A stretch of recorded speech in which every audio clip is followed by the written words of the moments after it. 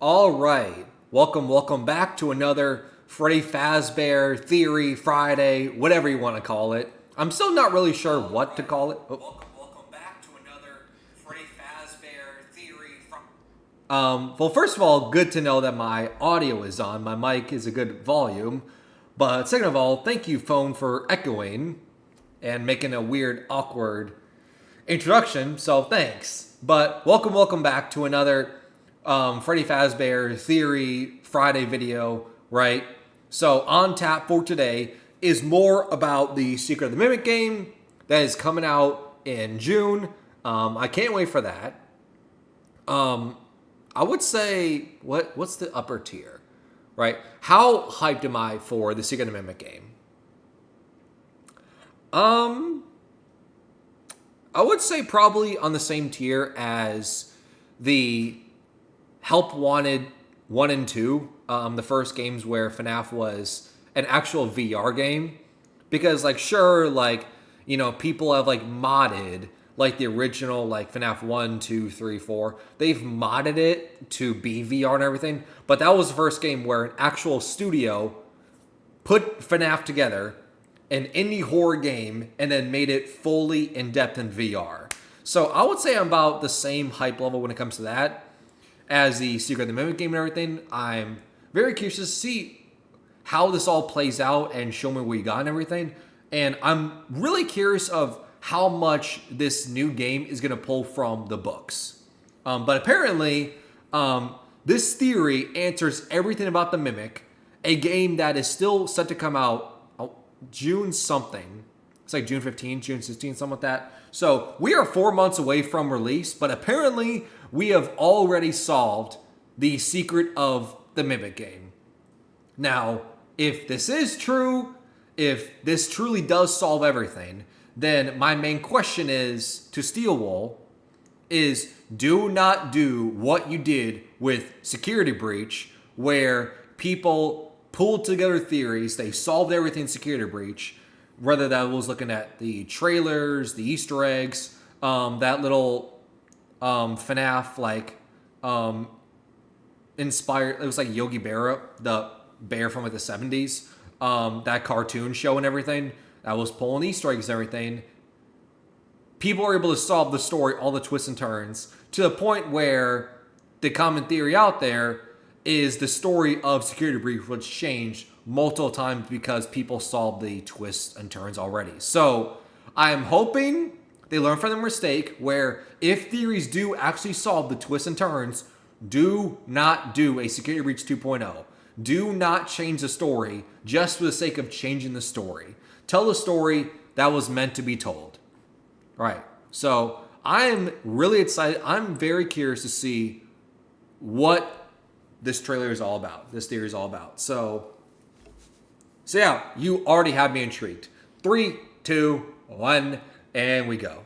Secret of the Mimic is coming out in a few months, and the trailer we just got for it is already blowing up pieces of the lore. I made a whole trailer breakdown for it right here, but this didn't really fit in that video. This being what that game is going to say for the books versus games canonicity debate. Characters like the Mimic and Edwin Murray seem to be confirming that the Tales from the Pizzaplex books are one-to-one with the game's timeline, and I think they are. But already, just with this trailer, there are some issues that put that up to question, and we need to talk about it, because if what I'm worried could be happening is happening, Secret of the Mimic might have FNAF's biggest retcon in history. So Slices, put on your aprons and let's bake ourselves a theory.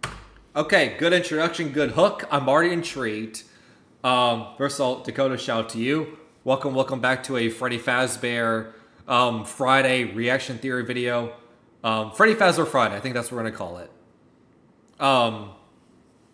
So interesting hook. I'm already intrigued. When it comes to retcons of the series, I'm trying not to close the video. That's why the black screen's happened up. But when it comes to my history, my memory, if my memory serves correct, retcons have been a thing in this series. Retcons I can think of is, let's see, Scott has said in a post, he openly retconned two things. He openly retconned two things. And I think one of them is the story itself. We talked about this in past theories that the original 4 games, the end of the story was supposed to be Dream Theory. But because Scott knew that ending of Dream Theory was not satisfying because, people are so diving into the Easter eggs, the lore. People are reading to every single detail and counting every single toe and every single animatronic I make and everything. It's not satisfying for it to come out and say, yeah, it's just Dream Theory because none of it actually happened. So you just waste your time pulling all these theories together because none of it actually happened. I think that's a retcon, and Scott going more of a sci-fi angle from System Location on. I would deem that as a retcon. What other retcons can I think of from the series? I'm trying to think. Maybe another retcon is Vanny. Because obviously from the FNAF AR emails and in the Curse of Dreadbear DLC and Help 101, Vanessa was teased to be the new big bad, the new villain in Security Breach. But of course, like I said in the introduction, that story was changed to all heck to the point where Vanessa was not a character at all in that game. And now there's talk of a new Vanny. So her story was very underwhelming. I would deem that as another retcon. So this series is not a stranger to retcons. So I'm very curious. And also when it comes to this whole idea of, hey, how canon are the books? How seriously do we take the books? How do the books impact the FNAF timeline? That's a question we still answer to this day. And yes, I fought with it for half a year at this point. The mic is going to be right up at my face again because it just sounds best. That way, I know I'm the only person that cares about how the microphone sounds, but I care about how the microphone sounds. Let's start with what the trailer is established. Speaking of chat, how does my microphone sound? I'm looking at the waveforms every now and then, so let me know if it sounds good. Speaking of mics, Michael Afton. Just from the voiceover alone, we know that Edwin Murray was contracted by Fazbear to make the Mimic, an endoskeleton that can wear any suit and learn just from observing its environment. And note, this is what I'm saying Fazbear Entertainment themselves are saying. So yes, any truth they tell us is up to speculation since Fazbear lies a lot. Moving on, we don't actually see any Fazbear characters in the trailer except for possibly this early version of DJ Music Man. And he becomes a Fazbear character, but is he at this point? It's hard to tell. Regardless, that does make sense, because in the first trailer, we get the year 1979, and at the PAX West booth, we got this poster, Freddy Fazbear's Pizza coming soon. So this building exists before Freddy Fazbear's Pizza ever opened. So obviously, there aren't Freddy's characters yet. So that being said, let's compare that information with what we know about this story from the books. In the story The Mimic, Edwin is contracted by Fazbear to turn costumes into robotic replicas. We get direct mentions of a yellow chicken with metal feathers on her head, this one obviously being Chica. And while he does make the Mimic in this story, he does it for the sole purpose of entertaining his kid David. He doesn't do it for Fazbear, even though they reclaim it later when they collect all of his assets. He makes it specifically to play with and babysit his son David because he doesn't want to be a good dad. It's also noteworthy that he owns a factory and nearby mansion, but him and David live full-time in the factory that's filled with several different costumes. Yes, that is what happens in the book. I said this at the time when I was reacting to the trailer of The Secret of the Mimic. The whole story of The Secret of the Mimic from the Mimic book in Fazbear Frights is it's Edwin creates this Mimic AI software, and it's designed as a robot to entertain his 4 or 5-year-old son, David. Because 4 or 5-year-old son David is very impressionable. He's very needy. He wants a lot of time to spend with his dad. But because Edwin is so tied up in his work and everything, he doesn't want to abandon his son. So he comes to the middle ground of, hey, I'll design this AI software to have my son be entertained so that I can get back to work and everything. And that's where the Mimic software mimics everything that David does. David then runs out to the street, gets killed by a car, and the mimic robot starts mimicking everything that David used to do, which is when Edwin beat the living heck out of the robot, filled it with agony, and then left the factory, abandoned it. And to me, that's what this whole game is going to be about, is we as the player are going to be going back to that factory after Edwin had infused the robot mimic with agony, right? Because we know in the books, that's what happens, is Fazbear technicians go back to the factory to retrieve the mimic software, and that's where the mimic does what it's trained to do, which is rip people's arms and legs off, right? And it's very vengeful because it's filled with agony. So to me, that's what's going to happen in the game and everything. I'm assuming it's going to be a thing where there's multiple endings in Secret of the Mimic, but I would imagine that's one of the endings, where it's a bad ending, our arms and legs get ripped off, right? And that is why, ever since the book came out with Edwin dealing with the Mimic, people have painted the connection, myself included, that Edwin is a stand-in for Henry, because the connections are very parallel. Their child both dies at a young age. We know Henry's story is their daughter, Charlie Charlotte, gets killed, and Henry, infused with grief, makes robot versions of his daughter, and the final version, the fourth version of his daughter, he is taken with grief and frustration over his daughter dying, that he beats it and fills it with agony, right? Which just, to me, paints the one-to-one collection of Edwin and Henry. So, but it's never been confirmed that Edwin and Henry are one the same. But like, to me, those are just too specific not to at least call attention to.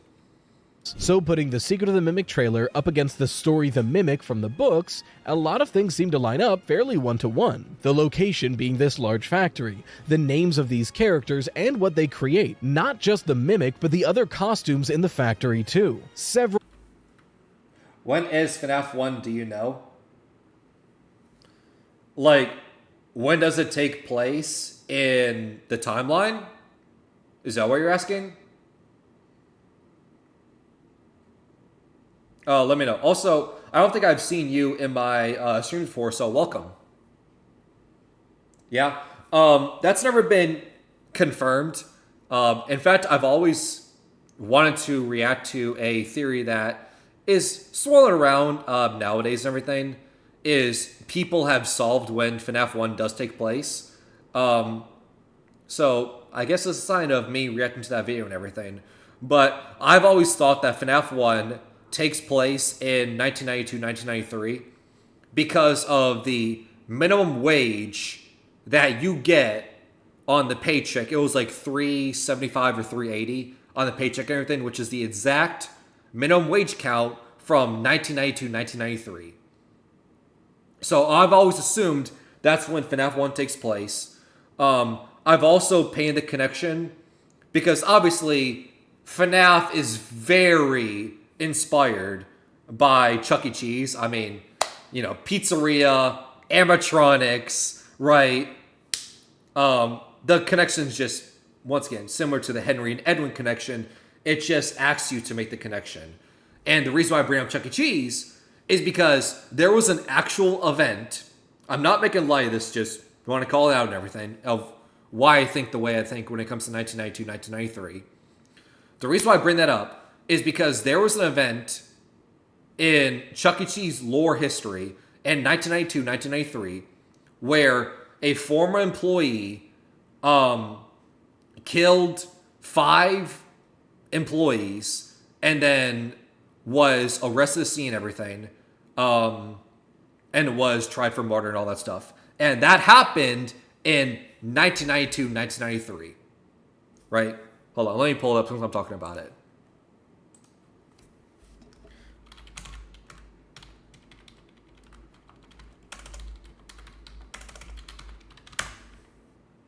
Yeah. On December 14th of 1993, 4 employees were shot and a 5th employee was seriously injured at a Chuck E. Cheese restaurant in Aurora, Colorado. Right? Hold on, let me pull it up as well just to show you. Hold up.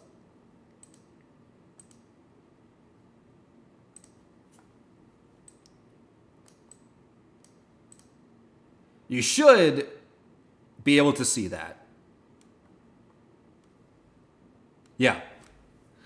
I'm looking on my stream right now. Yeah, you should be able to see it. So yeah, in 1993, there was an actual event where 4 employees were killed at a Chuck E. Cheese restaurant by a former employee, and a 5th employee was seriously injured. Right? And once again, I want to make this very clear. I am not making fun of this event. It's tragic and everything. But I bring it up because FNAF, Chuck E. Cheese clearly have connections that are inspired by each other. Right? And to me, this event in 1993 spells a connection. Right? And it's also very interesting as well because another thing that's very interesting about this tragic story is the 5th person who was seriously injured but not killed. They were, I can't remember his name, but he was shot in the kitchen and he played dead to not allow the killer to finish the job and everything. I bring that up because in FNAF 1, the game that we play, the kitchen camera is off. The video camera is off. And it's been a common theory out there that Golden Freddy, that might be where he hides in the FNAF 1 game, is the kitchen. In this real event in 1993, someone nearly died but was seriously injured in the kitchen and played dead. So yeah, I just want to throw those connections out there. It's never been confirmed that FNAF 1, when it took place and everything, but to me, 1993, especially with this event that happened in real life where 5 people were shot and 4 people were killed, it's just screaming the connection. But once again, I want to be very clear before we get back to the video. I am not making fun of this tragic event. I just want to call attention to this, that this event did happen. And when you factor in the minimum wage hours also lined up to 1993, it's almost too hard not to ignore. But that's just been my theory is FNAF 1 takes place in 1993. But people can have their own theories out there. That's just what I personally think. And I'm throwing my personal connections and thoughts out to the world, and you do as you wish. I've never heard of that theory. Kind of crazy. Yeah. And, since we're talking about FNAF and, Chuck E. Cheese connections, this also would not be the first time that FNAF and Chuck E. Cheese have been inspired by each other because, well, first of all, it seems you're kind of interested in FNAF, so first of all, W. And second of all, let me know how much experience you have when it comes to franchise and everything. I'm very curious. Because this connection may be a little bit obscure. But another FNAF Chuck E. Cheese connection is Chuck E. Cheese was 2 companies. It was Chuck E. Cheese, and it was it wasn't Pasquale's. It was some other entertainment company, right?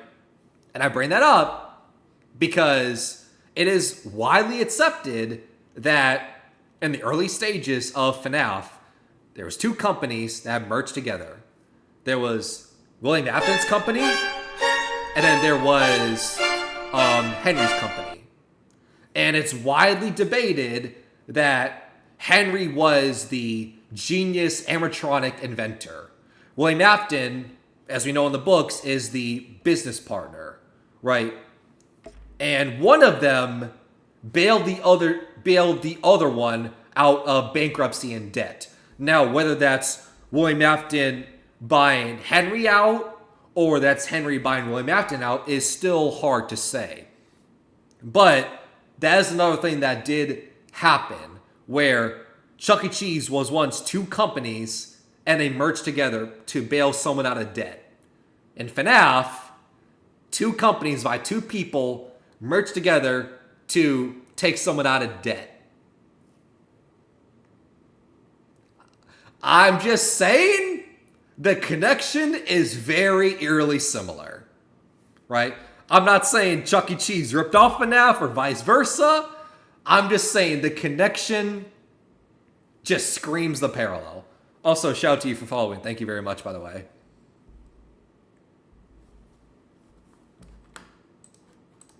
Several characters mentioned in this factory show up in the trailer, like the yellow dog, the pink and yellow green jester, the mushroom man, and more. All of those are direct references to the books. The only thing that doesn't seem to line up one for one is why the Mimic was created in the first place. Like I mentioned, in the books, although Fazbear does eventually... This is kind of crazy because I've watched a couple different YouTubers and not many mention this. Are you talking about the Chuck E. Cheese connections? Or what do you mean by that? claimed the Mimic when seizing all of Edwin's assets. They didn't contract. Yeah, it's interesting, but I mean, I don't want to. It's not that I want to talk down to people. That's not what I'm interpreting at all. That's not what I'm trying to do at all. But I would say at this point, with so much content and so much information out there when it comes to FNAF, you have the games, you have the original trilogy of books, Fazbear Frights, Pizza Plex books, character encyclopedias, coloring books, character encyclopedia guides. Right, there's so much information out there that it's hard to keep track of it all. Right? To me, it's hard to keep track of it all. And hell, even I get confused, and even I misremember events and everything because, well, we're pulling information from so many different avenues at this point, where I just remember way back then, because I've been around since FNAF was first created in 2014, I remember how it was so simple way back then, where the only information, the only Easter eggs out there, the only information we needed was what happened in the games. And now FNAF is so popular and so big, where it seems like you have to cover every single corner just to make a decent theory. So it can get very overwhelming. But yeah, I just wanted to call attention to that, of how, it's not just, Pizzeria animatronics paints the Chuck E. Cheese connection, like those actual events that even more paint the FNAF connection. So yeah, it's just something to think about, something to chew on. Pun intended. Him to make the Mimic. They only contracted Edwin to make these robotic replicas. He made the Mimic because he didn't want to watch his kid. But remember that I pointed out that Fazbear Entertainment is the ones telling us that Edwin made the Mimic for Fazbears. So they could just be lying at that point. In the story The Mimic, the engineers that were sent to collect the stuff Edwin was working on weren't told about the Mimic. The first team happened upon it and repaired it, and it killed them, and the second team came upon the repaired one and it killed them. So all of this can be very easily alleviated if we just assume that Fazbears started getting more and more dead engineers not coming back, learned about the Mimic, and then started warning engineers ahead of time, being like, oh yeah, and he made this Mimic for us, get that while you're there. It's dangerous though, so be careful. So then everything's good, right? Like I said in the title and the thumbnail and the intro, that this game could have the biggest retcon in FNAF's history ever of all time. And so far, everything's good. If Fazbear is lying, then there's no issues. Edwin was contracted to make the Freddy Fazbear Pizza animatronics, and he also made the Mimic, and when he goes missing, Fazbear sends engineers to collect everything. So when we play Secret of the Mimic, we'll be collecting the Freddy Fazbear's animatronics and the Mimic. If that's right, that's the retcon. That's the big issue. At least, according to FNAF 6, it is. FNAF 6, or the full legal Freddy Fazbear Pizzeria Simulator, had one of the best endings in the entire franchise, with the Henry monologue at the end of the completion ending, the one that goes, "Connection terminated." and basically half of the FNAF fandom just started reciting the rest of the monologue. W ending, by the way. And it's cool, but it does overshadow the other Henry monologue in that game from the Insanity ending. Granted, it's way weirder to get the Insanity ending, especially with the Secret Mimic being set before all the other games. That's what I'm curious on. Right? Like, yeah, the Secret Mimic game is typically placed in the 70s, which, yeah, is earlier than everything else we as fans have seen. Which, that's honestly why I'm very intrigued and hyped about this game, because I'm curious what they do with that. Of being very, very early on the timeline. Right? So, that's what makes me excited and intrigued.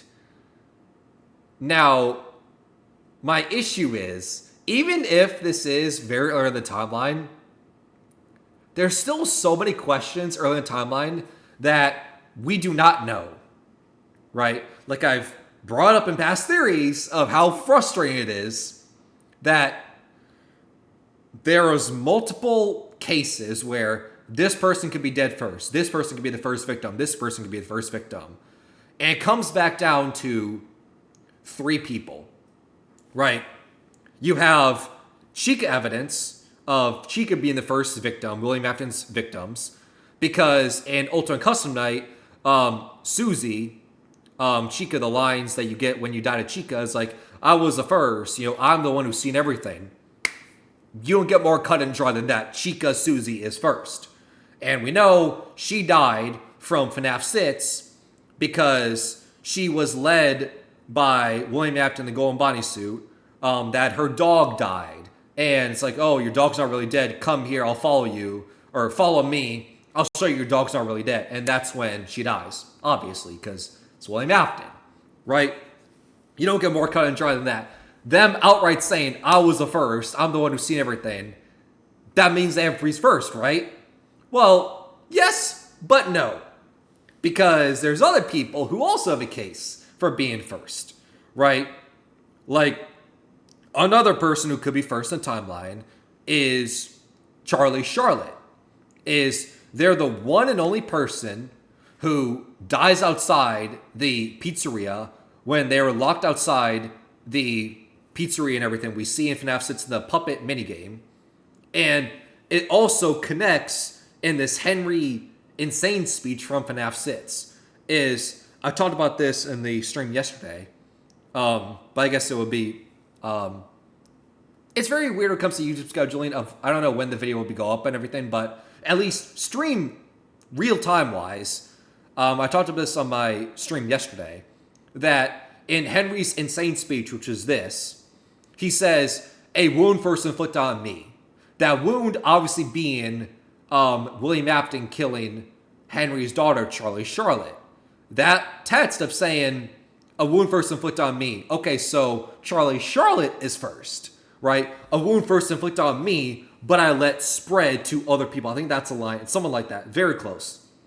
A wound first inflicted on me, but I let spread to other people. Obviously, other people, meaning other kids, other victims, the missing children incident, right?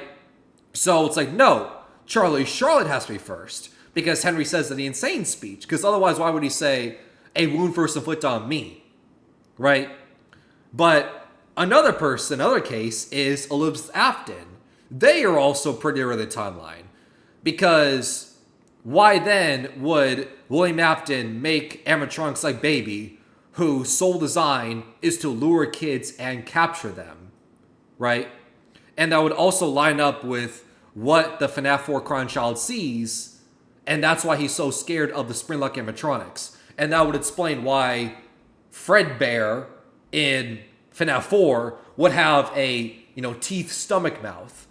Is because that's how the Crying Child would interpret that event of when Baby, her stomach opened and grabbed his sister, Elizabeth Afton, and killed her. That's why Fredbear has a stomach mouth. So that's multiple cases of multiple people being killed. Each fit and each have a case of like, yes, this is why they're first, right? But it doesn't fit cleanly, because if this is who is first, then the other two people you question okay, so if they're not first, then when are they in the timeline then? Right? And then you have conflicting evidence of like, okay, so if they're first, then why does there say things differently? Right? Like, for instance, if Susie isn't first, the one who possesses Chica, if they're not first, then why in Ultimate Customite do their deathlines say I was the first? And if Charlie Charlotte isn't the first victim, it's like Susie, like we're told, then why does Henry say a wound first inflicted on me? You see why the timeline in this series is very confusing when it comes to who was first. Because there's multiple evidence of this person be first, this person be first, this person be first. All have a case, but it doesn't fit cleanly. That's why, despite the Mimic being early in the timeline, this game that we're about to get, despite it being early in the timeline, it's frustrating because, to me, the timeline starts when the first victim happens. And I don't know if we will ever get that answer.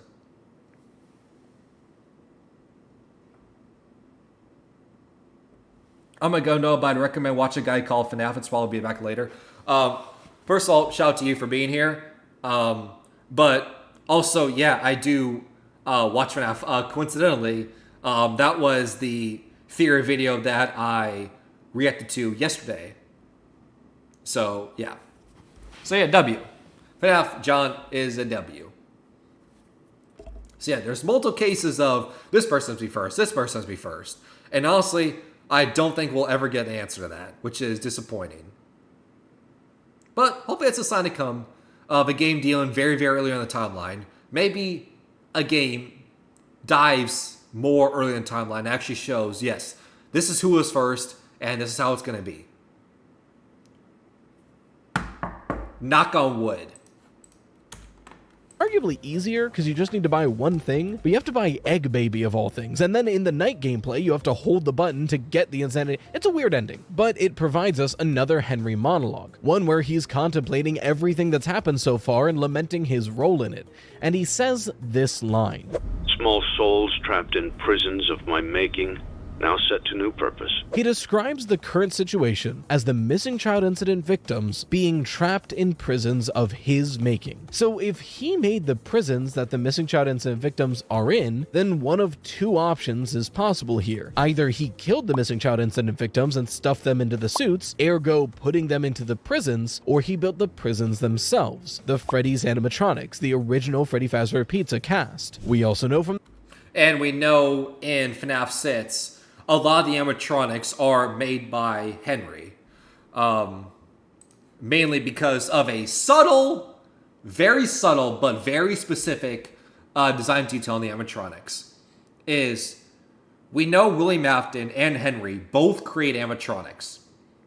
We know the font animatronics that were once again made to lure, encapsulate, and capture kids were made by William Afton.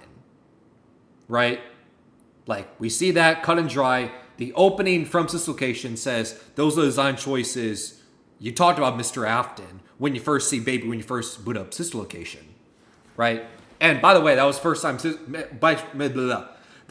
time a name, Mr. Afton, has ever been mentioned, was Dislocation. Right? But we know FNAF 6, the FNAF 6 animatronics, the Rockstar animatronics, they were made by Henry. We also know that the Miracle Melodies were also made by Henry because of, once again, a very subtle but specific design detail where the jaws are in two, right? They're separated by a bar, right? Like, hold up. Let me see if I can pull it up.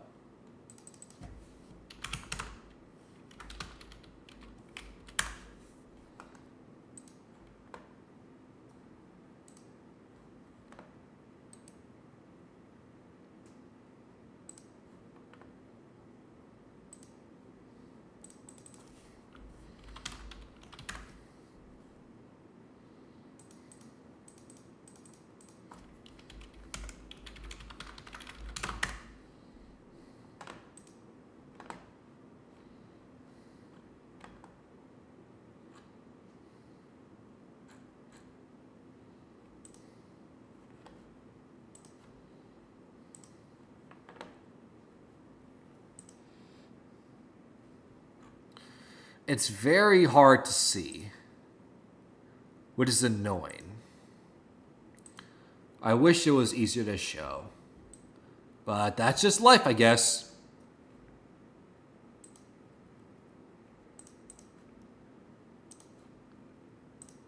But if I pull up Lefty from FNAF 6, what's once again we know was confirmed and created by Henry, and the purpose of Lefty was to capture the puppet Charlotte Henry's daughter. If I show you Lefty, the goat,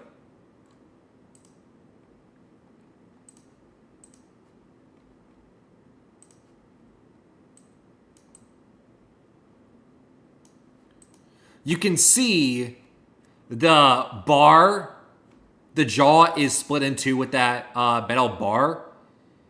That is, we know, a Henry design, right?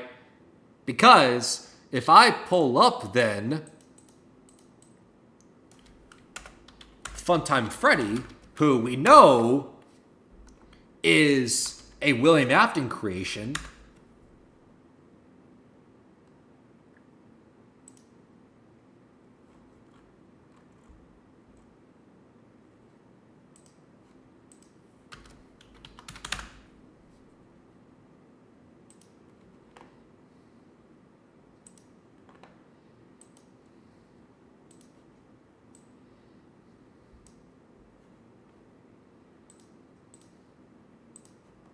so let me pull up Funtime Freddy.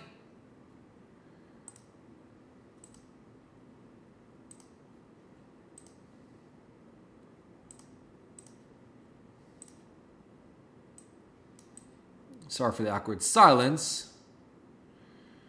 But okay, here's Funtime Freddy. Okay, so if you take a look at these Freddy designs, you can see Funtime Freddy, we know, is a William Afton creation. No bar, split jawline. But Henry, with Lefty here, from FNAF 6, does have the split bar jawline. We know Henry was the one who created Lefty because it was, once again, meant to capture the puppet, Henry's daughter. So that means the animatronics with a split bar jawline like Lefty here was made by Henry. But if they don't have the split bar, that means it's a William Afton creation.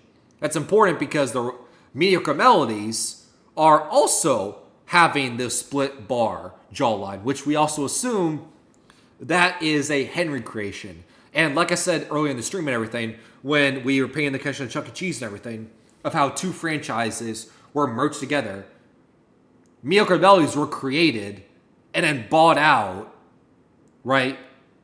But the split bar jawline is a Henry staple trademark design detail. It's not just a one-off animatronic. Like, no, that's a signature thing of Henry animatronics. A Henry animatronic has a split bar jawline.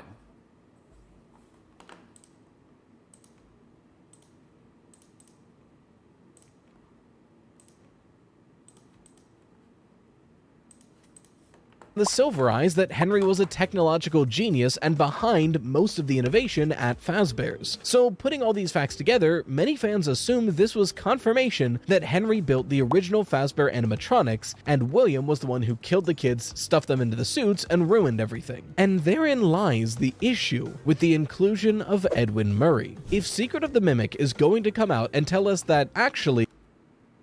Also, unrelated, but is this Crash Bandicoot music? Right?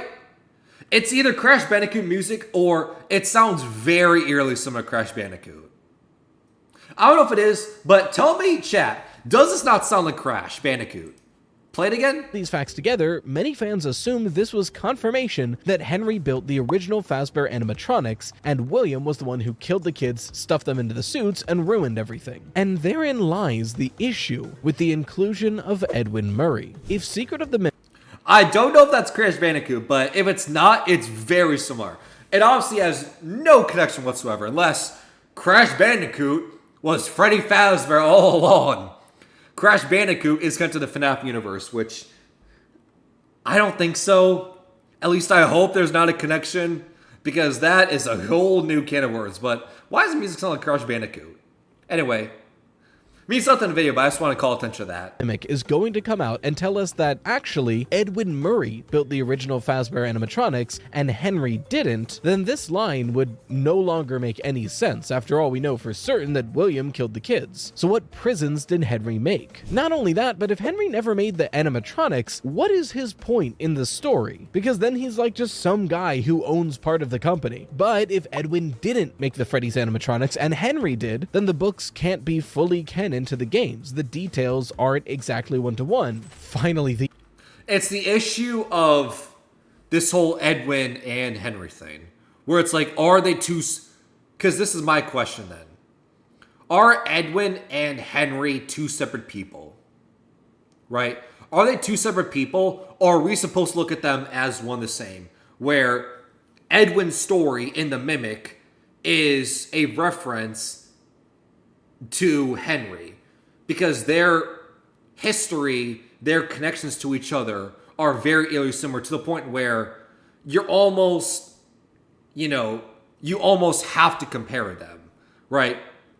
Both Edwin and Henry, both are genius inventors who have a love for making animatronics. They are not killers. They both have a child that dies in an incident, and then they both, out of fear and agony and frustration, beat their robot creation and infuse it with agony, right? Like, all those examples are very specifically called out. That's the point where it's like, are they even different people? Right?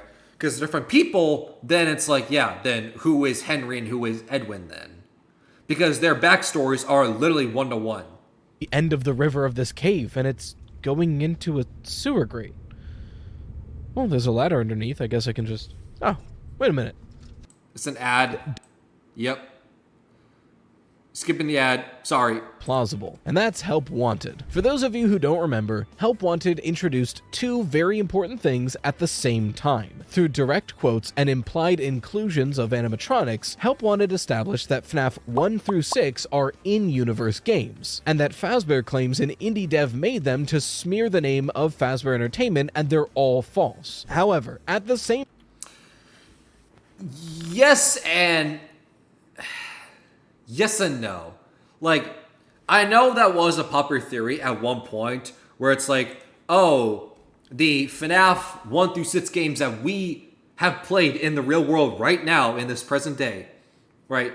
Those FNAF 1 through 6 games are the, games made by the rogue indie game developer that was a cover-up paid off by Fazbear Entertainment to, hide us from the truth, right? But we still don't know what those cover-up games are.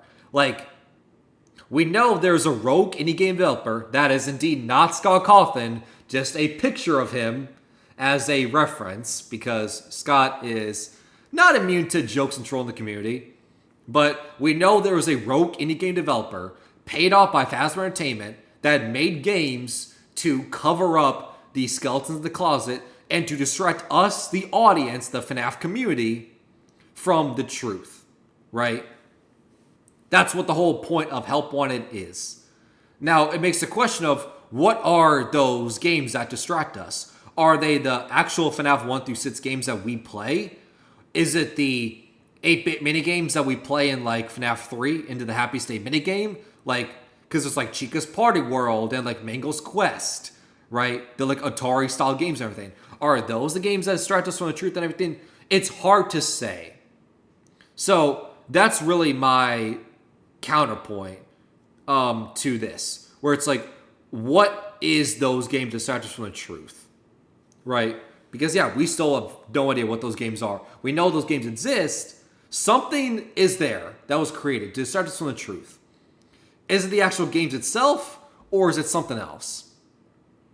So that would be my question, right? That would be the question I would pose, is you're implying that the FNAF 1 through 6 games that we play in real life are the distractions paid off by the rogue indie game developer, when To me, that's one of many scenarios, I would say.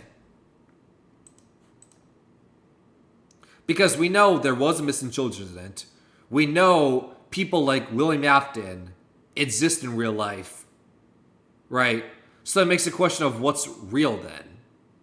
Because once again, we know there's a missing children incident.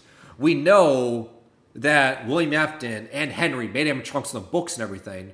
And once again, like I said earlier, William Afton was first called out in Sister Location. So we know those things exist. So what are those distractions that steer us away from the truth then? Is it the actual games itself, or is it something different? Time, Help Wanted clarifies via Tape Girl that Fazbear themselves hired the indie dev, and all of the games are describing real and true events that happened. These things did actually happen, but Fazbear is trying to use this to muddy the stories and cover everything up. If the missing child incident happened, that would be a big news story, but it's also 5 murders that happened in a small town in Utah. It probably wouldn't be that big of a story nationally or worldwide, so wait 20, 30, 40, 50 years when we get closer to the 2020s and 2030s, and you release video games restating all of this stuff. Now, if you hear about Fazbear Entertainment missing child incident and you go to Google that, you don't get the news articles from the 1980s, you get the recent results, the fan wikis of FNAF 1, and they muddy the water. I will say, another thing that, it's also funny as well because you're showing FNAF 1 footage and everything, because that's conveniently what I was going to talk about when it comes to that is, it doesn't really, breaking news stories aren't, that doesn't really hit many headlines. When in FNAF 1, we do see newspaper clippings on the wall and everything referencing a missing children's incident where 5 kids were lured to a back room and killed. But there's a couple details in those newspaper clippings that are, to me, important. Is we know from the newspaper clippings is the suspect was caught on camera and arrested, but because the kids' bodies were never found, he was never tried. He was never sentenced, convicted, charged, put in prison or anything. He was able to walk away because, yes, he was caught on camera, but those kids were never found. So there was no evidence of any wrongdoing, so he was able to walk away. Right? So, to me, that could be another reason why it doesn't really hit the headlines and news that much. Yeah, it's a small town, of course, in Utah, but it's also a thing, at least if you consider the FNAF 1 newspaper clippings to be canon. I mixed back on it, but the fact that the kids were never found and the suspect was able to walk away, that could be another reason why it doesn't hit the news cycle anymore. Just want to throw it out there as I'm listening to this back.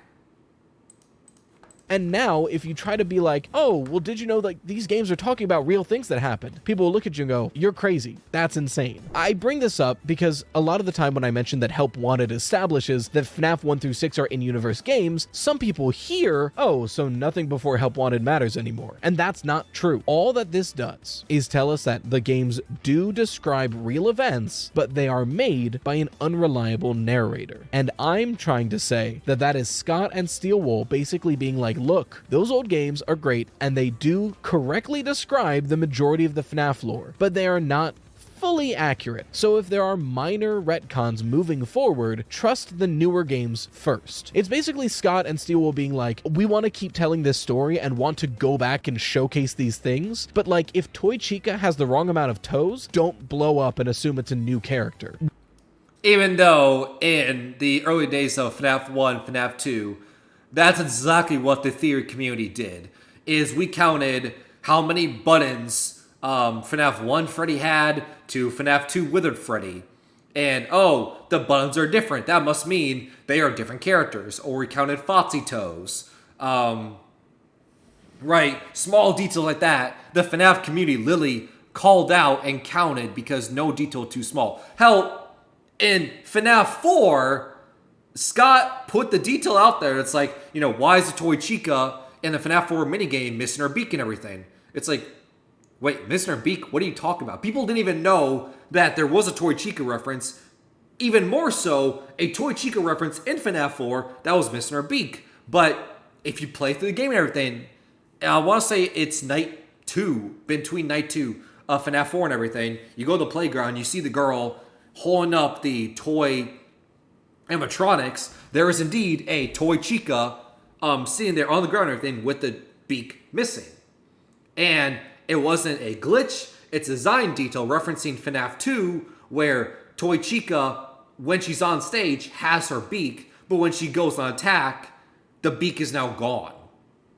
Right? That's a detail nobody talked about, everyone missed at the time because it was so minuscule at the time. So, to kind of poke fun at like, hey, look at every single detail, like, FNAF 4, Toy Chica's Mr. Beak, that's a reference to FNAF 2.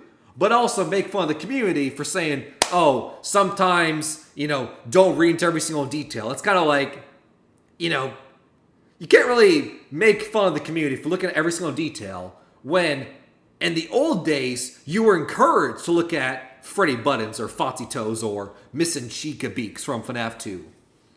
We're just adjusting things as we go along. So, the first plausible explanation for Edwin and Henry making the same animatronics is that this is a help wanted retcon. This is, sure, the game said it was Henry, but in reality, it was Edwin Murray. Now, I think this is the least likely option, because this is that massive retcon I talked about, and I don't think that this serves the story enough to be warranted, or it's something that would want to be changed. It seems like way bigger of a retcon than Help Wanted is asking us to allow. So if I don't think it's this possibility, what about the other two that I do think are way more likely? Well, we'll start with the one that I don't personally believe, but I think is very likely. Option 2. Secret of the Mimic is going to show us that the Tales from the Pizzaplex games are not fully accurate to the game's timeline, but instead will give us plenty of evidence to assume that this is a Silver Eyes situation. Essentially, the characters, places, and things carry over, but the details and the plot lines are different. Think about the Silver Eyes. We have William Afton, Henry Emily, Fazbear's, all of these things, but in the books, Henry makes a robotic version of Charlotte Emily after she dies and artificially ages it up until eventually she is the one who kills William Afton. And that definitely does not happen in the games. Similarly, also, I guess similar, if we're talking about the original trilogy, retcons and details. I think it's Silver Eyes. I think so. But at the very minimum, the original trilogy of books, when William Afton is confirmed to be the purple guy, it comes out that in the books, his first kid that he kidnaps and kills is Henry's son, Sammy. Or Sam. I think it's Sammy. But obviously, in the games, Henry doesn't have a son named Sammy. Henry has a daughter named Charlotte. It's interchangeable. So, to me, that is a little detail that got changed from. In the books, it's Sammy connected to Henry as a son, but in the games, it's Henry's daughter, Charlotte, who is killed by William Afton. Both connected to Henry, both killed by William, but you go from son Sammy to Charlotte, daughter. Secret of the Mimic could be trying to tell us that yes, Edwin Murray, David, they all exist, and the creation of the Mimic is pretty much the same as it is in the books, but some of those details are different. He didn't make the initial Fazbear animatronics. The other Tales in the Pizzaplex stories are slightly different than the games, etc., etc. This would also explain why Fazbear says that Edwin made the Mimic for them. He didn't in the books, but the games would then be different from the books. And I think that is a very likely possibility here, but it's not the one I think we're going to see in June, because I believe most strongly in option number 3, that the books are fully connected to the games, but Edwin never finished the job. As far as I'm aware, in the books, we never see Edwin fully finish the commission from Fazbear Entertainment. His son David died because he was a bad father and left the door unlocked. So when his ball rolled out, David was like, "Where is my ball?" Ran out on the road and there was a car. How many times am I going to reference that damn song? Anyway, David dies before Edwin finishes the commission from Fazbear, and we don't get to see what happens to Edwin after that. He kind of just goes into a grief spiral, beats up the Mimic, and then we cut to way in the future. But the fact that Fazbear is sending engineers to collect whatever Edwin had been working on, to me says that he didn't finish the job. He beat the Mimic creation, the robot, because it was mimicking everything that his son David used to do, right? Because it quite literally is a mimic. It mimicked everything that David did. And David loved it so much where it copied everything. But once David died, the Mimic was reminding Edwin of David, his now dead son. And that eventually got to a point where Edwin was so frustrated and struggling with grief, where it's like, how dare you remind me of my dead son? How dare you? Blah, blah, blah, blah. Here's that. And that's why he beats the living heck out of the Mimic robot, because how dare you remind me of my son, everything. He infused with agony, and then he leaves. He abandons it. And that's why, once again, I believe we, as a FNAF technician or something, is going back to the warehouse after Edwin had infused with agony and then abandoned it. Because that's what happens in the books.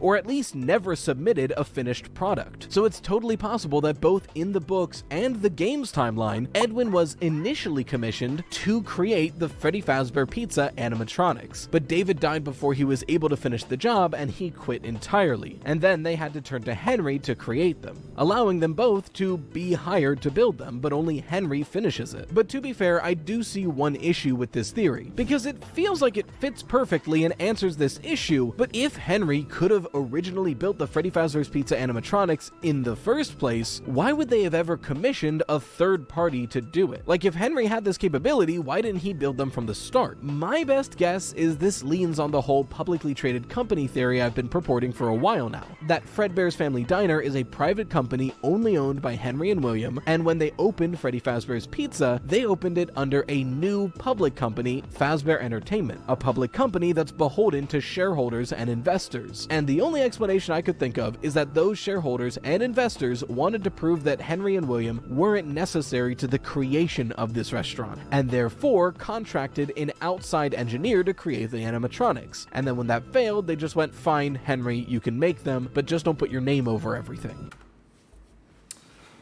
I mean, that is one interpretation. Now, if that is true, I need to think about that. Henry, that's weird. Henry and William Afton having a partnership way earlier than what we as fans have been told is interesting, right? Them having a partnership a lot longer. Because then I turn back the attention to what I said earlier in the stream of how the Chuck E. Cheese connection of there was two companies, one was bailed out of debt and merged with the other. And then as a merged company, they turned into Chuck E. Cheese LLC. And in Freddy Fazbear's case, you had William Afton's company, Henry's company, merged together, become Fazbear Entertainment. Right? Because, if I'm not mistaken, the character encyclopedia, it calls attention to the Mia Melodies of how, you know, Ned Bear, for instance, is a knockoff Freddy Fazbear, and it's such a knockoff that it avoids copyright. Right? It avoids copyright. So, characters, the Mia Melodies, which, once again, we know that Henry has a split jaw design, that's his creation, that's his staple. Henry made the Mia Melodies and other animatronics like Ned Bear to avoid copyright. Then eventually, the Mia Melodies are now part of the Freddy Fazbear cast and everything.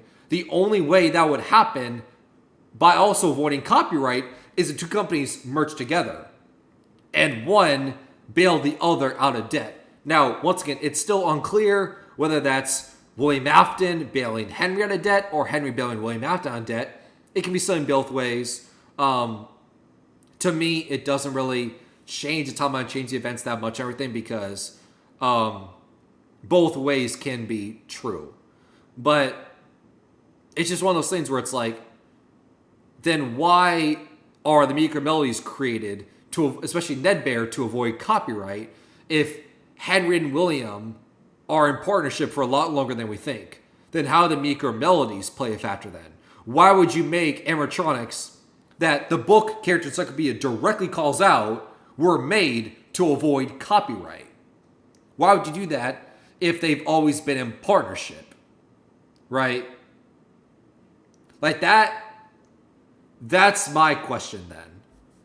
Is why do you have animatronics that were made to avoid copyright if they were always in a partnership? That's the question I'll pose. I like the idea. It's not something that I've never considered, which is good and bad. Other than that, I can't think of a single good reason why, if Henry could make them, they'd go to Edwin in the first place. Once again, we don't have enough information to definitively settle book versus games until at least Secret of the Mimic comes out. There's a good chance it'll come out and we still can't settle this debate, but I'd love to hear where you land on it in the comments below. Because if we see Edwin Murray made the original Freddy's animatronics, then every timeline is going to be deeply changed. But we'll have to wait till June to find that out, and I know I'll be streaming it day one on this channel, because after all, I live stream 4 days a week, Monday. All right, cool. Nice wrap up and everything. And perhaps I stream Into the Mimic or Secret Truth of the Mimic, whatever the title of this game is called and everything. Perhaps I stream the game when it comes out and everything. So interesting theory. On one hand, I like it. But the other hand, I'm just like, I don't know about that.